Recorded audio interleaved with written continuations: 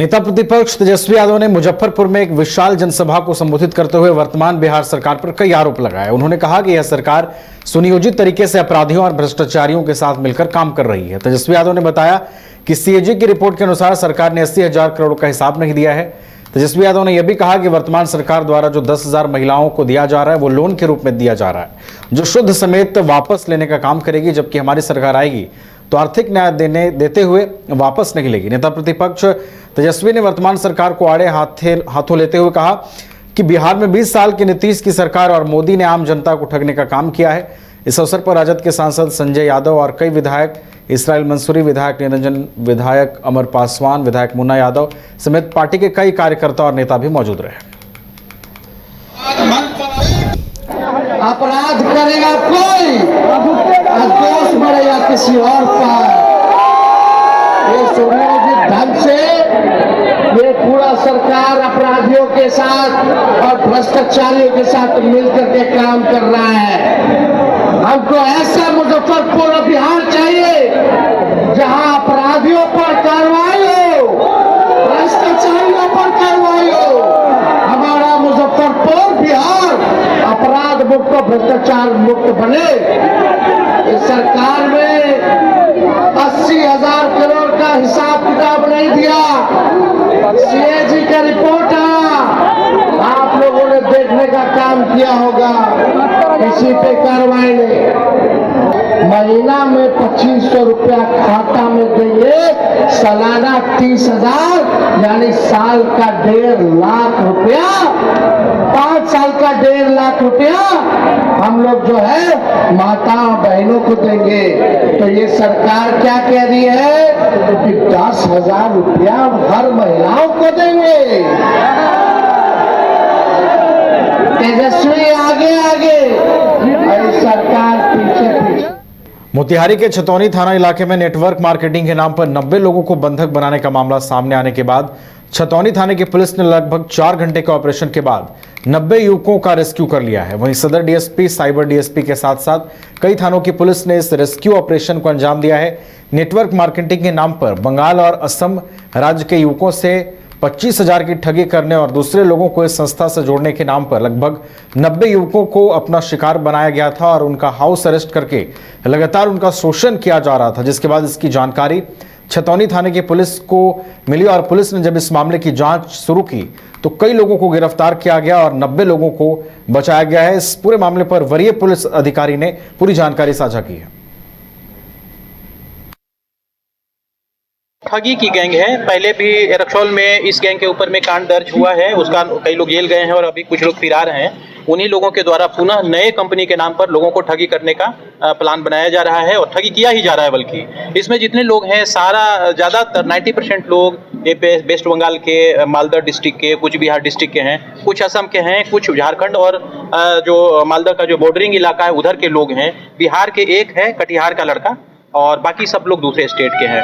ज़्यादातर लोग निहायत गरीब हैं, कम पढ़े लिखे लोग हैं और इनको जो है नेटवर्किंग के नाम पर यहाँ लाया जाता है। इनसे किसी से 12,000, किसी से 17,000, किसी से 25,000। सॉल वाला जो नेटवर्क था मूलतः उसी का, इसका जो बेस है वो वहीं पर है। वो डीबीआर कंपनी जो है उसी का रीनेमिंग करके बोल सकते हैं या फिर पार्टनरशिप करके बोल सकते हैं कि डीबीआर से एमआर और फिर ये ओटामिक्स इस तरीके से किया गया है। और जो व्यक्ति जिनका सर ने जिक्र किया, दीपक महतो, जो पकड़ाया है, उसके पास जो मोबाइल है उसमें बहुत सारे ऐसे कॉन्टैक्ट्स हैं जो। पटना में सांसद देवेश चंद्र ठाकुर ने विपक्ष पर निशाना साधते हुए कहा कि बीजेपी के बड़े नेताओं और केंद्रीय मंत्रियों का बिहार आना स्वाभाविक है, इसमें आपत्ति की कोई बात नहीं है। उन्होंने तंज कसते हुए कहा कि विपक्ष की मानसिक स्थिति ठीक नहीं है, तभी ऐसे बयान दिए जा रहे हैं। ठाकुर ने सवाल किया कि क्या चुनाव में बड़े नेताओं का आना मना है? राहुल गांधी भी तेजस्वी यादव के साथ यात्रा कर चुके हैं, लेकिन विपक्ष के पास कोई ठोस मुद्दा नहीं है, इसलिए वो बेवजह की बातें कर रहे हैं। क्यों नहीं आना चाहिए? जो ये सवाल उठा रहे हैं उनका लगता है कि कुछ विचित्र है, जाके जांच करा ले अपने दिमाग का। ये कोई बात हुआ? चुनाव आएगा तो बड़ा नेता क्यों नहीं आएगा? ऐसा कोई प्रतिबंध है? संवैधानिक प्रतिबंध है। आप भी जानते हैं जिस पार्टी का है। अभी SIR क्यों करा रहे हैं? चुनाव आ रहा है इसीलिए ना। क्यों आए थे माननीय राहुल गांधी जी? क्यों गए आदरणीय तेजस्वी जी उनके साथ सब जगह? क्या सवाल उठाते हैं जब कुछ मुद्दा रह ही नहीं गया? इसका मतलब क्यों? मधुबनी के पंडौल प्रखंड के सिरपुर हाटी में प्रतिपक्ष के नेता तेजस्वी यादव ने माई बहन योजना पर विस्तार से चर्चा करते हुए एनडीए सरकार पर जमकर निशाना साधा। उन्होंने कहा कि वर्तमान सरकार पूरी तरह भ्रष्टाचार में डूबी हुई है और जनता को कोई राहत नहीं मिल रही। तेजस्वी ने आरोप लगाया कि एनडीए सरकार नकलची है, जिसने उनकी योजनाओं की नकल कर सामाजिक सुरक्षा पेंशन और बिजली उपभोक्ताओं को 125 यूनिट फ्री देने की घोषणा की है, लेकिन चुनाव के बाद जनता से सूद सहित वसूल की जाएगी। उन्होंने कहा कि बिहार की जनता बदलाव चाहती है और महागठबंधन सरकार ही सबके लिए न्याय और विकास लाएगी। हमारे बिहार में प्रति व्यक्ति आय सबसे कम हमारा पूरे देश में बिहार में कारखाना नहीं है, इंडस्ट्री नहीं है, कोई कामकाज नहीं है, किसान तबाह है, उधार लेकर के काम करना पड़ रहा है, महंगाई इतना हो गया कि महिला लोग अपने मनपसंद का साड़ी भी किनने में 10-1200। मधेपुरा के बीएन मंडल स्टेडियम में एनडीए गठबंधन के विधानसभा कार्यकर्ता का सम्मेलन आयोजित किया गया, जिसमें एनडीए गठबंधन के सभी घटक दलों के हजारों कार्यकर्ता और समर्थक शामिल हुए और एकजुटता का परिचय दिया। सम्मेलन में 2025 फिर से नीतीश का नारा लगातार गूंजता रहा और कार्यकर्ताओं में आगामी विधानसभा चुनाव को लेकर उत्साह देखने को मिला। जदयू के संभावित प्रत्याशी इंजीनियर संतोष यादव अपने समर्थकों के साथ विशाल हुजूम के साथ स्टेडियम पहुंचे और माहौल को चुनावी रंग में रंग दिया। कार्यक्रम में मुख्य अतिथि के रूप में बिहार सरकार के ग्रामीण विकास मंत्री श्रवण कुमार, पूर्व मंत्री सह विधायक डॉक्टर आलोक रंजन समेत कई नेता और कार्यकर्ता मौजूद रहे। अब बिहार में ये जो चुनाव होता है वो महापर्व होता है, लोकतंत्र का महापर्व चुनाव होता है। 2020 में चुनाव हुआ विधानसभा का, अभी 25 में होगा अक्टूबर-नवंबर में। तो ये लोकतंत्र का महापर्व है, इसमें लोगों को शिरकत करना चाहिए, अपने मताधिकार का प्रयोग करना चाहिए। और लोकतंत्र ने इतना बड़ा अधिकार आपको दिया है, मत का अधिकार। एक राष्ट्रपति का वोट और एक साधारण आदमी का वोट का कीमत बराबर है, वोट का महत्व बराबर है। इसलिए लोगों को ज़्यादा से ज़्यादा अपने मत का प्रयोग करना चाहिए। इस्तेमाल बिहार में किया जा रहा है। कहा है 2025 के जो चुनाव हैं और चुनाव के बाद जो हम करेंगे बिहार में 1 करोड़ नौजवानों को रोजगार और नौकरी में हम बिहार में भर्ती करेंगे। चुनाव के बाद ये फैसला बिहार की सरकार और बिहार के मुख्यमंत्री और एनडीए की सरकार। मुजफ्फरपुर जिले के मीनापुर विधानसभा के हाई स्कूल मैदान में एनडीए कार्यकर्ता सम्मेलन का आयोजन किया गया, जिसमें जदयू के कार्यकारी अध्यक्ष संजय झा ने सभा को संबोधित करते हुए कहा कि सीएम नीतीश कुमार का इतिहास रहा है कि वो जो वादा करते हैं उसे हर हाल में पूरा करते हैं। आगामी 5 वर्षों में मुजफ्फरपुर जिले में उद्योग का जाल बिछेगा, सबसे बड़ा केंद्र बनेगा। बिहार में रोड, बिजली, शिक्षा, कानून व्यवस्था पर काम तो किया गया है, अब रोजगार और व्यापार पर भी ध्यान दिया जाएगा। हम लोग किसी को छोड़कर नहीं चलते हैं, सबका साथ, सबका विकास, सबका विश्वास। इसीलिए नरेंद्र मोदी जी ने कहा सबको लेकर चलेंगे। आज बिहार में 11 साल में 14 लाख करोड़ रुपया बिहार को नरेंद्र मोदी ने दिया। 13 ग्रीनफील्ड एक्सप्रेस वे दिया। आज 15 तारीख को वो पूर्णिया में आने जा रहे हैं।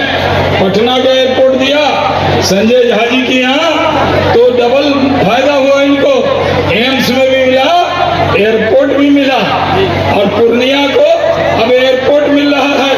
भाइयों और बहनों, अब बिहार के लोग यहाँ काम भी कर रहे हैं। यहाँ कोई बीजेपी, जेडीयू, लोजपा का प्रत्याशी नहीं आएगा। जो भी प्रत्याशी 243 सीट पे आएगा वो एनडीए का प्रत्याशी होकर के चुनाव लड़ने के लिए आएगा। इसलिए मैं सिर्फ 2-3 बात आपके बीच में रख करके, हम सब जानते हैं कि मुख्यमंत्री नीतीश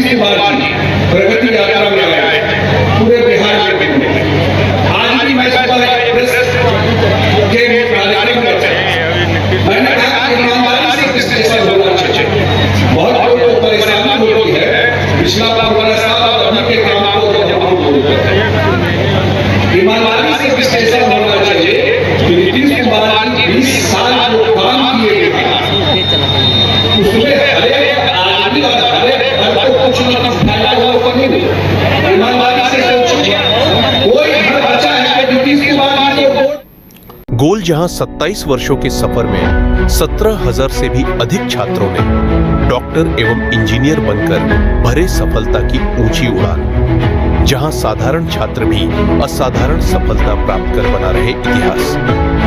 दूरदर्शी शिक्षाविद श्री विपिन सिंह के मार्गदर्शन में मेडिकल एवं इंजीनियरिंग के लाखों छात्रों के लिए आशा की किरण के रूप में गोल्ड रिजल्ट फैक्ट्री। घर रहने का मकान भर नहीं, ये खुशियों की तिजोरी है। दरवाजे पर दस्तक देता पड़ोस, खिड़कियों से उमड़ आता आसमां, तारों में उलझी ऐसी ना जाने कितनी दास्तां। कहती हैं चले डायमंड सिटी, एक सफर हम सफर के साथ अपने घर तक। Diamond city, life long bonding, 500 से ज्यादा खुशहाल डायमंड परिवार। जल्दी करें, सिर्फ 200 फ्लैट बाकी। आज ही बुक करें अपना आशियाना। शहर की भीड़ से बोर हो गए हो? तो चलिए आज नए वाइब में आपको लेके चलते हैं, जिसका नाम है वैदिक विलेज। एम्स पटना से 10 मिनट की दूरी पर नौबतपुर में स्थित ये सोसाइटी सिर्फ आपके लिए है। यहाँ पे मेन रोड 30 फीट की है, रिंग रोड 24 फीट की है और ब्रांच रोड 20 फीट की है। यहाँ मिलेगा आपको स्विमिंग पूल, जॉगिंग ट्रैक, मंदिर और 24/7 सिक्योरिटी कैमरा जैसी बेसिक एमिनिटीज। शांति और सुकून से भरा प्लॉट चाहिए तो सोचना बंद करो, अभी कॉल करो नीचे दिए हुए नंबर पे।